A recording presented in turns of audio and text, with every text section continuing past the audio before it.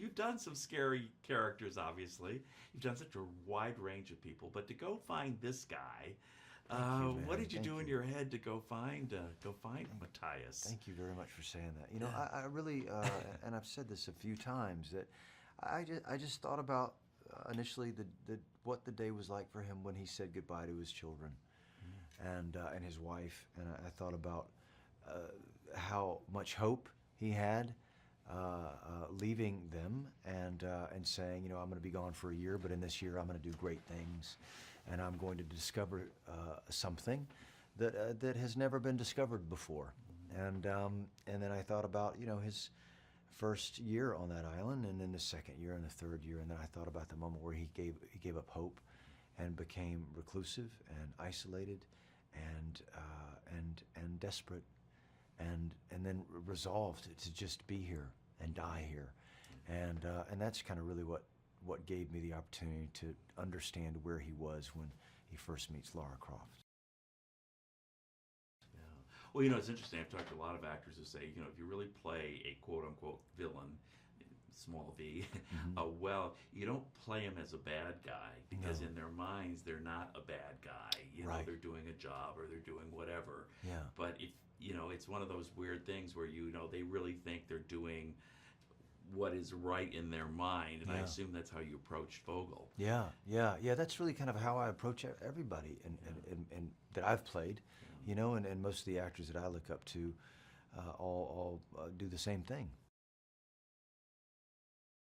Well, one of the things that's good about this movie is that it's a good movie, it's a good story, as you just mentioned, but so many of these things that are inspired by a video game or whatever get lost in that, and they don't, you know, the movie should stand alone, and I think what they did a great job here is that made it that way, and Roar, of course, carried through on that. Speaking of that... Well, speaking of Roar, unless you want to ask your question. No, go ahead. Well, what Roar did so eloquently is exercised restraint whenever he could, and then opened Pandora's box for a minute, and how he orchestrated the action visually, and in those moments where you're just like, oh my God, when she's on the plane's wing, and then she's in the cockpit, and then all of a sudden she's being thrust through the jungle, and you're like, oh my, how did I get here?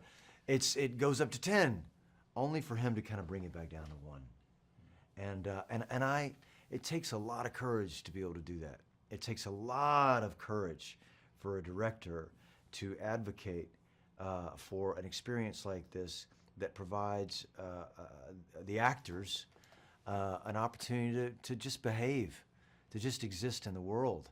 And he certainly gave Matthias that opportunity, but he really gave Alicia's Lara Croft that opportunity, and Dominic's as well. And you know, there are things that one has to do, and there is something there for everybody that loves this heroine and loves this journey, this franchise. But then it says, okay, well, but let's for a moment imagine that Lara Croft is a real person.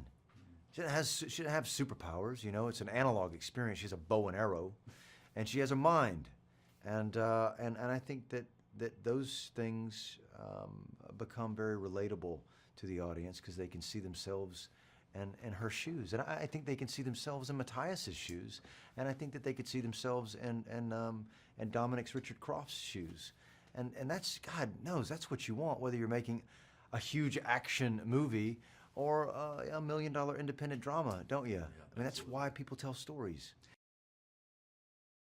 And what I loved about this is because it is this big action, you know, adventure, but it also has all these wonderful, intimate moments, which are really incredible. Yeah. Got to talk a little bit about, of course, Alicia, and working with her. That must have been a really special experience for you. Yeah, it really was, man. I've said this before, but I admired her from afar for so long, and we were acquaintances. You know, we had met through a mutual friend, and I in some ways, I think I manifested this experience for myself, because I really thought about what it would be like to be in a scene with her, to do something with her, and I thought that it would be special, that it would be different, you know, and I wasn't surprised. She was everything and more that I had hoped that she would be.